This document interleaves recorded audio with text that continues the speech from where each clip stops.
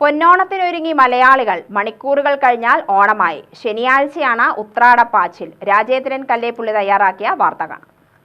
ഓർമ്മകളിൽ എന്നും നിറഞ്ഞു നിൽക്കുന്ന ആഘോഷമാണ് ഓണം.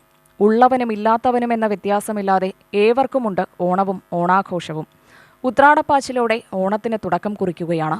കുട്ടികൾ കാത്തുകാത്തിരുന്ന ആഘോഷമാണ് ഓണം. കുട്ടികളെപ്പോലെ മുതിർന്നവരും ഓണത്തിനായി കാത്തിരുന്നു. ആ ദിവസം വന്നെത്തിയ സന്തോഷത്തിലാണ് മാലോകർ. സൽഭരണത്തിന്റെ കൂടി ഓർമ്മ പുതുക്കുന്നതാണ് ഓണം. കള്ളപ്പറയും ചെറുനാഴിയുമില്ലാത്ത ഓണമാണ് എല്ലാവരും ആഗ്രഹിക്കുന്നതും പ്രതീക്ഷിക്കുന്നതും.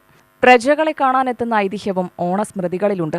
പുത്തൻ ഉടുപ്പുകൾ അണിയാനായി നേരത്തെ തന്നെ ഇവയൊക്കെ സംഭരിച്ചു വെച്ചിരുന്നു. അത് ധരിക്കാനുള്ള വെമ്പലിലാണ് എല്ലാവരും. ഇനിയുള്ള നാളുകളിൽ വീട്ടമ്മമാർക്ക് പിടിപ്പത് ജോലിയാണ്. 4 ദിവസവും സദ്യയൊരുക്കണം. പഴയകാലത്തെ അപേക്ഷിച്ച് പൂർണ്ണതോതിൽ ഇക്കാലത്ത് അതില്ല. അണുകുടുംബ സമ്പ്രദായം വന്നതോടെ എല്ലാം റെഡിമെയ്ഡ് ഓണത്തിന്റെ കാലമായി. വീടുകളിൽ അടുപ്പെരിയുന്നത് അപൂർവ കാഴ്ചകളായി മാറി. കാറ്ററിംഗ് ഓണം എന്നും വിശേഷിപ്പിക്കാം. കാറ്ററിംഗുകാരുടെ കാലം കൂടിയാണ് ഓണവും ഓണാഘോഷവും. സദ്യവട്ടങ്ങളൊക്കെ നേരത്തെ തന്നെ ബുക്കിംഗ് ചെയ്തു കഴിഞ്ഞു.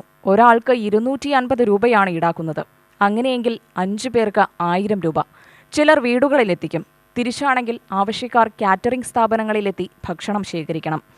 സൂപ്പർ ഭക്ഷണത്തിന് ഒരാൾക്ക് 350 രൂപ നൽകണം. തിരുവോണം പ്രമാണിച്ച് കാറ്ററിംഗ് ഭക്ഷണമായാൽ എന്താണെന്ന ചോദ്യം ഏറെക്കാലമായി നിലനിൽക്കുന്നു. ഇക്കാലത്ത് അത് യാഥാർത്ഥ്യമായി കഴിഞ്ഞു. വീടുകളിലൊക്കെ പൂക്കളം ഒരുങ്ങിക്കഴിഞ്ഞു. പഴയകാല സ്മൃതികൾ ഉണർത്താൻ അപൂർവം വസതികളിൽ മാതേവർ സ്ഥാനം പിടിക്കും. UTV news, Palakkad.